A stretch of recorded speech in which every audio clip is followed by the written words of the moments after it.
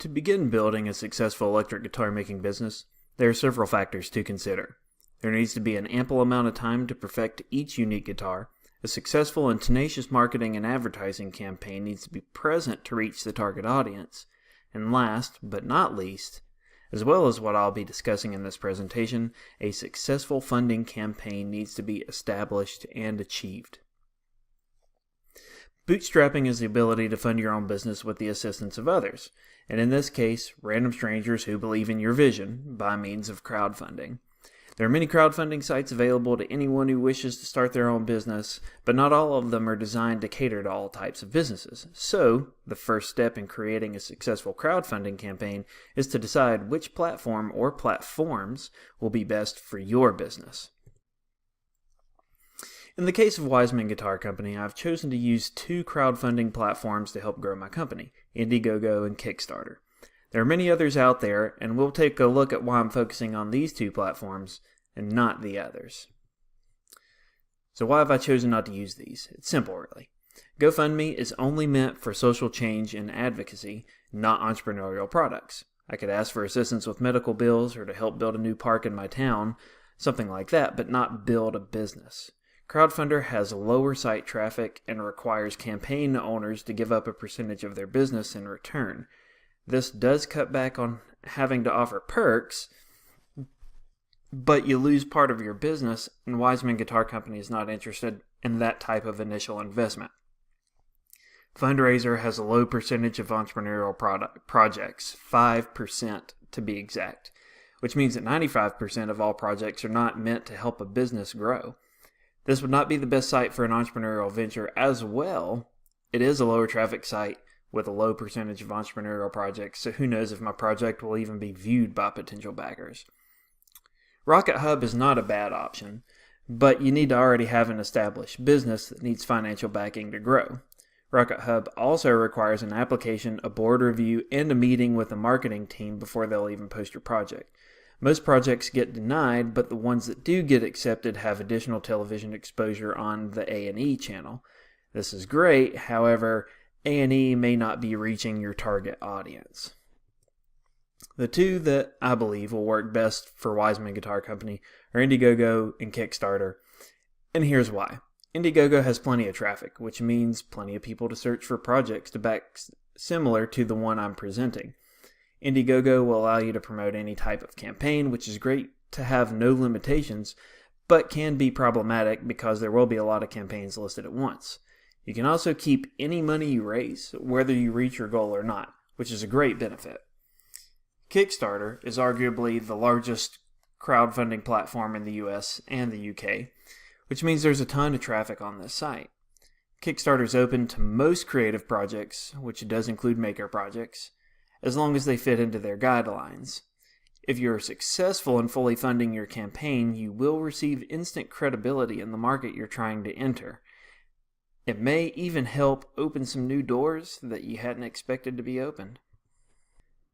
When creating a new project, there are some processes and some rules that you need to follow in order to create a successful campaign, and one that each of the platforms will post on their website. Some of the things that you need to do for Indiegogo, you need to create a pitch video, and you also need to write a pitch so that you can tell your story in words. Videos are great. Having the written word down as well will certainly help increase the chances of getting funded. You need to have a small image, a title, and a short description of who you are and what your business is. You need to offer perks. And you need to post links to your website, to your blog, to anything really, your social media, that will help people be able to find you on the internet and keep up to date with what's going on with your business. Some of the rules, you can campaign anything, but you cannot campaign anything that is prohibited, such as weapons, pornography, drugs, or anything illegal. Those are basically the only rules for an Indiegogo campaign. As far as Kickstarter is concerned, you need to tell your story, you need to have a project image, you need to have a project video, you need to offer rewards. Much like Indiegogo, They have that in common. Some of the rules, you have to create something that you can share with others. This is really meant for creators, services and charities, nonprofits may not do so well on Kickstarter or even get their project approved. You cannot fundraise for charity. You can't offer equity as one of your rewards. And again, you can't put in any of those prohibited items like drugs, pornography, weapons. Indiegogo charges 5% on all funds raised during your campaign. Additionally, Indiegogo uses Stripe, a credit card processor, and they will charge a 3% fee on all funds raised. Stripe will then charge 30 cents per transaction to collect raised funds. This means that Stripe will collect 30 cents for each individual pledge to your project. All in all, you can expect to pay out roughly 8 to 10% of all funds raised using Indiegogo. Kickstarter is going to collect 5% of all funds raised for your project as well. Similar to Indiegogo, Stripe processes all payments and will take 3% of all pledges over $10 and charge 20 cents per pledge processed. For pledges under $10, Stripe will collect 5% and charge you 5 cents per pledge processed. So in conclusion, you can expect to pay out roughly 8 to 10% of all funds raised using Kickstarter as well. After an Indiegogo campaign is complete, it can take up to 2 weeks to receive all your funds. Any errors in payment processing can delay some funds even further than the 2-week mark. Kickstarter places a 14-day hold on all funds before transferring them to your bank account. Depending on your bank, these funds could deposit overnight or take a few days to show up. In between 14 to 21 days seems to be the general consensus.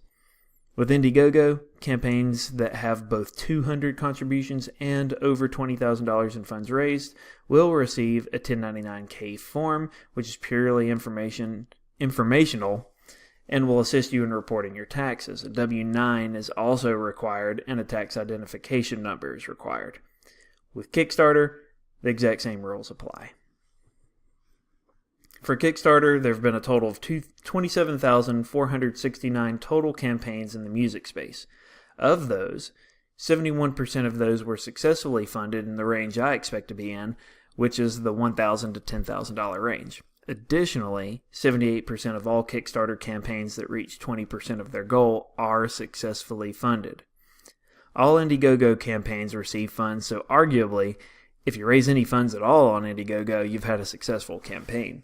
However, the most successful campaigns, meaning the campaigns that raise all the funds they request or more, have these things in common: a 30 to 39-day campaign, a minimum of 4 campaign updates, adding 12 new perks after launch, and creating videos that will help increase your chances of being funded by 4 times.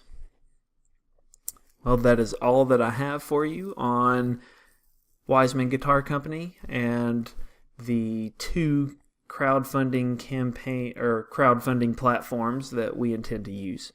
So thank you very much for watching, and take care.